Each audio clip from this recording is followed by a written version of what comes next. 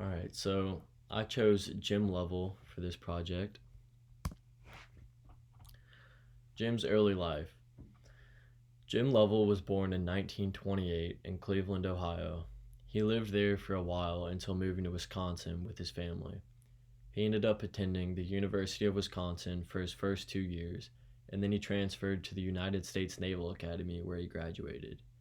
And on the right is a picture of him at the Naval Academy.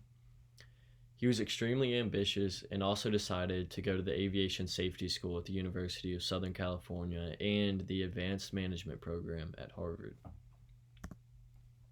His life in the Navy. In 1952, Jim began serving in the Navy as a naval aviator. He went through more flight training for 2 years, and in 1954, he was officially an active naval aviator.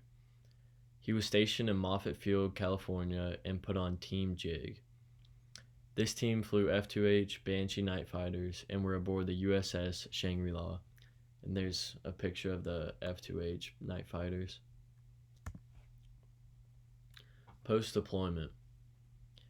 When Jim returned from being on USS Shangri-La, his team was reassigned to be a training squadron.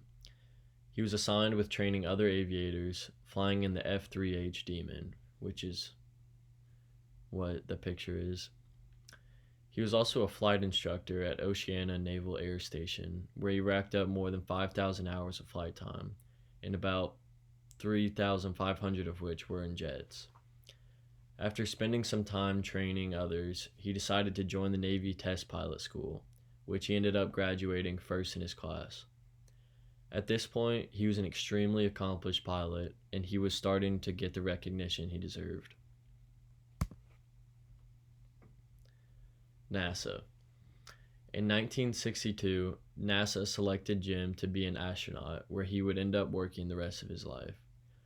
His first big mission in space was aboard the Gemini 7, where him and one other person were in orbit for 15 days, which was a record at the time.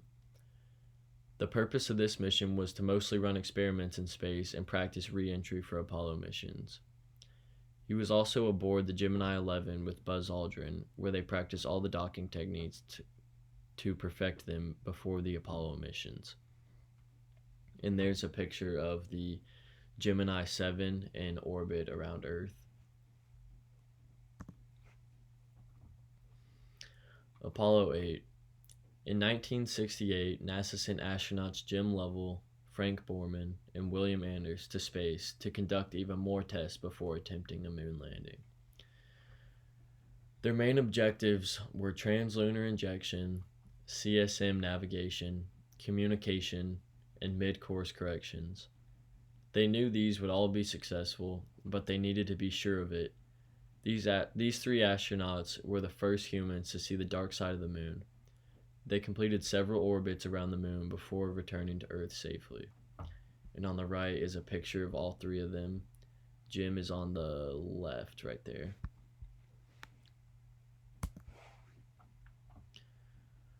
Apollo 13.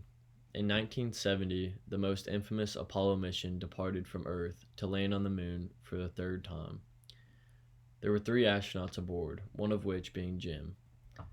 Halfway to the moon, they attempted to stir their oxygen tanks, which caused an explosion, sending them way off course. One of the most famous quotes in NASA history, "Houston, we've had a problem." And it's, "we've had a problem, not we have," which most people think it's a big misconception.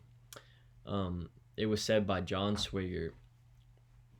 And fun fact, John Swigert was not supposed to be on the mission. He was a backup to one of the other guys that got sick, so he kind of just got thrown in last minute.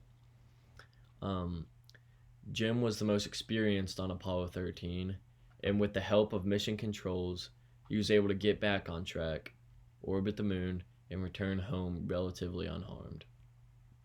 In 1995, there was a movie produced called Apollo 13 that depicted the events.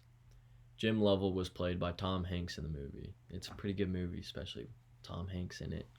But he contributed a lot to the aviation world, providing hope for the future that he went to the moon and there was a disaster and he was able to recover from it, from all everything he learned, which like similar to stuff we're learning now, that it's we learn it for a reason. So yeah, and here are my sources.